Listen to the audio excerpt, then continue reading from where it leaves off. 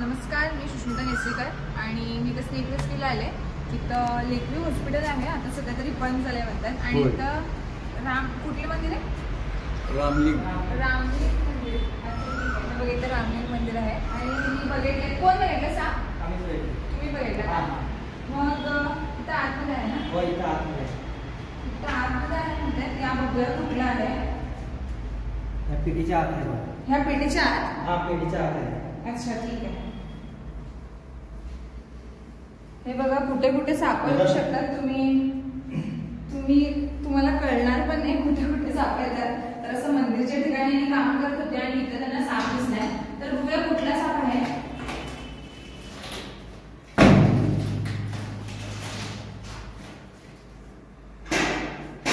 त्या पेटीच्या खाली आहे. कुठल्या ह्याच्या खाली? त्याच्या खाली असणार होते ते काय नाही, ते पाय आहे. जर टॉर्च सामान्यमध्ये येऊ शकतो साप, तुमच्या इकडे सुद्धा येऊ शकतो. तर तुम्ही कुठे पण काम करताना सरळ बघून काम करायला पाहिजे. हे सगळं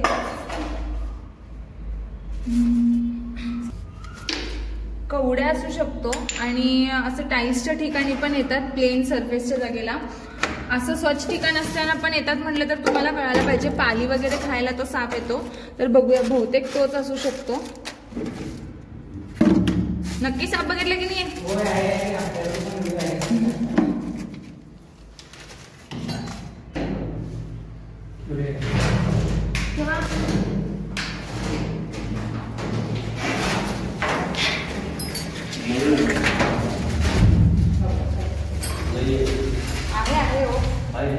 तर हे बघा, असं साप कुठे पण येतं आणि हा कवड्या जातीचा साप आहे.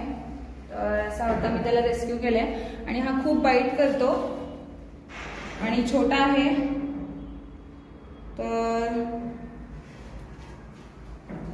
पाली वगैरे खायला हा साप येऊ शकतो तुमच्या घराकडे वगैरे.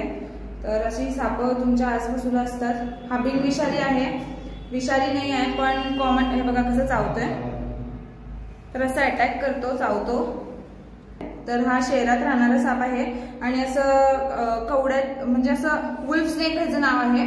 तर असं जमिनीवरून सुद्धा असं वरती खालती म्हणजे असं जाऊ शकतो. असं म्हणतात की प्लेन सरफेसला तर येऊ शकत नाही, पण ह्याला जिथं ग्रिप मिळतो तिथं तो जातो. आणि हे तरी फार चांगला साप आहे ज्याला ग्रिप भरपूर भेटतं आणि हा ग्रिपच्या ठिकाणी खूप जातो. तर बघू शकता कसा आहे, ह्याचा आकार सुद्धा बघू शकता आणि हा कसा दिसतोय. तर आता तुम्ही बघितलं पण बाईट सुद्धा किती केला त्यांनी. तर आता मी याला असे पॅक करते आणि असं तुमच्या राहत्या ठिकाणी सुद्धा येऊ शकतात. तर तुम्ही नक्की काळजी घ्या आणि आमचा व्हिडिओ कसा वाटला नक्की सांगा. तर लाईक, शेअर, कमेंट जरूर करा. आता मी बघा कसं चावतोय, तो कापडाला चावतोय. त्याला काही समजत नाही. सापा ह्याला तेवढंच नाही, दुसऱ्या कुठल्याच सापाला नाही कळत की आपण कुणाला बाईट करतोय, काय करतोय. ते जसं हालतंय त्याच्यावरती सुद्धा लक्ष ठेवतंय आणि मग ते बाईट करायला येते. तर ह्याला आता माझ्यापासून थोडासा खतरा वाटतंय म्हणून तो बाईट करतोय स्वतःचं प्रोटेक्ट करायला. तर मी आता ह्याला पॅक करते आणि नक्की काळजी घ्या. तुमच्या आजूबाजूला सुद्धा अशी सापा येऊ शकतात. तर हा झाला पॅक.